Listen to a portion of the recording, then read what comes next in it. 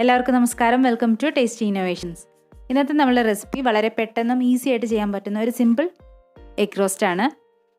ഇതിന് കൂടുതൽ ഇൻഗ്രീഡിയൻസിൻ്റെ ആവശ്യമൊന്നുമില്ല. സവാളയും മുട്ടയും ചേർത്ത് വളരെ പെട്ടെന്ന് തയ്യാറാക്കാൻ പറ്റുന്ന ഒരു എഗ് റോസ്റ്റ് ആണ്. അപ്പോൾ നമുക്ക് വീഡിയോയിലേക്ക് പോവാം. അപ്പോൾ അതിൻ്റെ മുന്നേ ആദ്യമായിട്ടാണ് നിങ്ങൾ ഈ ചാനൽ കാണുന്നുണ്ടെങ്കിൽ പ്ലീസ് സബ്സ്ക്രൈബ്, തൊട്ടടുത്തുള്ള ബെല്ലൈക്കൺ അമർത്തി ഓൾന്ന് പ്രസ് ചെയ്യുക. അപ്പോൾ ഇനി നമുക്ക് വീഡിയോയിലേക്ക് പോവാം.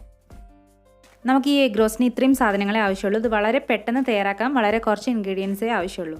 അപ്പോൾ നമുക്ക് എന്തൊക്കെയാണ് ആവശ്യമുള്ള സാധനങ്ങൾ നോക്കാം. ഞാനിവിടെ 3 വലിയ സവാളയാണ് എടുത്തിരിക്കുന്നത്. അത് നന്നായിട്ട് കനം കുറഞ്ഞ് അരിഞ്ഞതാണ്. വെളിച്ചെണ്ണ 1.5 ടേബിൾ സ്പൂൺ. ഉപ്പ് ആവശ്യത്തിന്, ഉപ്പ് നിങ്ങളുടെ ഇഷ്ടത്തിനനുസരിച്ച് ചേർക്കാം. മുളക് പൊടി അതും അതേ നിങ്ങളുടെ എരിവിനനുസരിച്ച് ചേർക്കാവുന്നതാണ്. പിന്നെ നമുക്ക് വേണ്ടത് മഞ്ഞൾപ്പൊടിയാണ്, അതൊരു 1/2 ടീസ്പൂണോളം. പിന്നെ മുട്ട, ഞാനിവിടെ ഒരു 4 മുട്ട പുഴുങ്ങിയെടുത്തതാണ്.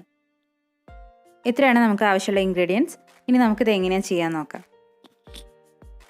ഒരു പാൻ വെച്ച് ചൂടായ ശേഷം വെളിച്ചെണ്ണ ഒഴിച്ചു കൊടുക്കാം. 1.5 ടേബിൾ സ്പൂണോളാണ് വെളിച്ചെണ്ണ ഒഴിച്ചത്. അത് ചൂടായി വരട്ടെ. വെളിച്ചെണ്ണ ചൂടായ ശേഷം നമ്മൾ സവാള അരിഞ്ഞ് വെച്ച് സവാള ചേർത്ത് കൊടുക്കുകയാണ്. അത് 3 വലിയ സവാള കനം കുറഞ്ഞ് അരിഞ്ഞതാണ്. സവാള ചേർത്ത് കൊടുത്തിട്ട് നമുക്കൊന്ന് ഇളക്കി കൊടുക്കാം. സവാള ഇനി ഒന്ന് ഫ്രൈ ആയിട്ട് വെന്ത് വരണം. നന്നായിട്ട് ബ്രൗൺ കളർ ആവേണ്ട ആവശ്യമില്ല, ഒന്ന് വെന്ത് കിട്ടിയാൽ മാത്രം മതി. നമ്മൾ സവാളയിൽ ആവശ്യത്തിന് ഉപ്പ് കൂടി ചേർക്കുകയാണ്. നമ്മളെ എഗ് റോസ്റ്റിന് ആവശ്യമുള്ള ഉപ്പ് കൂടി ഇപ്പോൾ ചേർത്ത് കൊടുക്കാം. ഉപ്പ് ചേർത്ത ശേഷം നമുക്ക് നന്നായിട്ട് ഇളക്കി കൊടുക്കാം. ഇനി ഇതൊന്ന് വെന്ത് വരണം. അത് നമുക്ക് അടച്ചു വെച്ചൊന്ന് വേവിക്കാം. നമ്മൾ അടച്ചു വെച്ച് വേവിക്കുകയാണെങ്കിലും ഇടയ്ക്ക് തുറന്നൊന്ന് ഇളക്കി കൊടുക്കണം, അല്ലെങ്കിൽ അത് കരിയാൻ ചാൻസ് ഉണ്ട്. ഒരു സൈഡ് മാത്രം ഫ്രൈ ആയിട്ട് മാറും. അപ്പോൾ ഇടയ്ക്കിടയ്ക്ക് നമ്മൾ ഇളക്കി കൊടുക്കുക തന്നെ വേണം. വീണ്ടും അടച്ചു വെച്ച് വേവിക്കാം. സവാള ഒന്ന് നന്നായിട്ട് വഴന്ന് വന്നിട്ടുണ്ട്. ഇനി നമുക്ക് മസാലകൾ ചേർത്ത് കൊടുക്കാം. ഒരു 1/2 ടീസ്പൂണോളം മഞ്ഞൾപ്പൊടി. പിന്നെ നമ്മൾ ചേർക്കുന്നത് മുളക് പൊടിയാണ്. മുളക് പൊടി നിങ്ങളുടെ എരിവിനനുസരിച്ച്, ഞാനിപ്പോൾ എരിവ് കുറച്ചിട്ടാണ് ചെയ്യുന്നത്. ഒരു 5 ടീസ്പൂണോളം ഞാൻ ചേർത്തിട്ടുള്ളൂ. അപ്പോൾ നിങ്ങൾക്ക് നിങ്ങളുടെ എരിവിനനുസരിച്ച് ചേർക്കാവുന്നതാണ്. നമ്മൾ ആകെ ഈ 2 മസാല മാത്രമേ ചേർക്കുന്നുള്ളൂ. മുളക് പൊടിയും മഞ്ഞൾപ്പൊടിയും മാത്രമേ ചേർക്കുന്നുള്ളൂ. ഇനി നന്നായിട്ട് മിക്സ് ചെയ്ത് കൊടുക്കാം. ഈ മുളക് പൊടിയും മഞ്ഞൾപ്പൊടിയൊക്കെ ഒരു പച്ചച്ചോയ മാറി നന്നായിട്ട് ഫ്രൈ ആയിട്ട് വരട്ടെ. നിങ്ങൾക്ക് ഇനി കുറച്ചുകൂടി മസാലകൾ ചേർക്കണം എന്നുണ്ടെങ്കിൽ കുറച്ച് മല്ലിപ്പൊടി, ഒരു നുള്ളു മല്ലിപ്പൊടി, അതുപോലെ തന്നെ ഗരം മസാല വേണമെങ്കിലും ചേർക്കാവുന്നതാണ്. അപ്പോഴും ടേസ്റ്റ് ഉണ്ടായിരിക്കും. ഇത് നമ്മളൊന്ന് അടച്ചു വെച്ച് വേവിക്കാൻ പോവുകയാണ്. ഇടയ്ക്കിടയ്ക്ക് നമ്മൾ ഇളക്കി കൊടുക്കണം, അല്ലെങ്കിൽ കരിഞ്ഞു പോകാൻ ചാൻസ് ഉണ്ട്. അപ്പം ഇടയ്ക്ക് തുറന്നിട്ട് ഇളക്കി കൊടുക്കണം. ഉള്ളിയൊക്കെ നന്നായിട്ട് ആയിട്ട് വന്നിട്ടുണ്ട്. ഇനി നമുക്ക് മുട്ട ചേർത്ത് കൊടുക്കാം. ഒരു മുട്ട 4 കഷ്ണങ്ങളാക്കിയിട്ടാണ് ഞാൻ ചേർക്കുന്നത്. ഇത് നന്നായിട്ട് മിക്സ് ചെയ്ത് കൊടുക്കണം. മുട്ടയുടെ ചിലപ്പോൾ മഞ്ഞ അക്കുരു എല്ലാം പുറത്തേക്ക് വരും.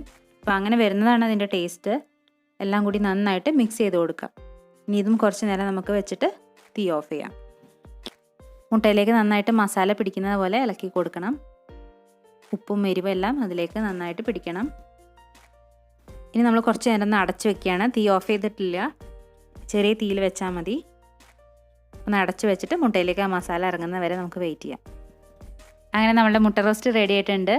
ഇത് ചപ്പാത്തിയുടെ കൂടെ നല്ല കോമ്പിനേഷനാണ്. ചപ്പാത്തിയുടെ കൂടെ മാത്രമല്ല കേട്ടോ, ദോശ, ഇഡ്ഡലീൻ്റെ കൂടെയൊക്കെ നല്ല കോമ്പിനേഷനാണ്. അപ്പോൾ നിങ്ങൾക്കിത് പെട്ടെന്ന് ഉണ്ടാക്കാനും പറ്റും. ഇപ്പോൾ നിങ്ങൾ ജോലി ചെയ്യുന്ന ആൾക്കാരൊക്കെ ആണെങ്കിൽ ഇത് നല്ലൊരു റെസിപ്പിയാണ്. പെട്ടെന്ന് നിങ്ങൾക്ക് ഒരു 10 മിനിറ്റിനുള്ളിൽ കറി റെഡിയാക്കാം.